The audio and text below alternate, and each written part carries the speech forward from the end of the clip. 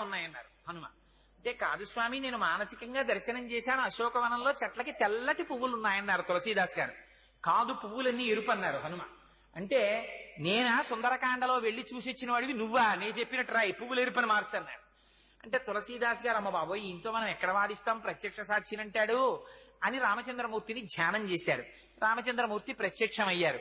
హనుమ ఏమిటి నీ ఎల్లరన్నారు. స్వామి, అశోకవనంలో పువ్వులు తెల్లగా ఉన్నాయని రామాయణం రాస్తున్నాడు తులసీదాసు, నేను చూసినప్పుడు ఎర్రగా ఉన్నాయి పువ్వులన్నీ అన్నారు.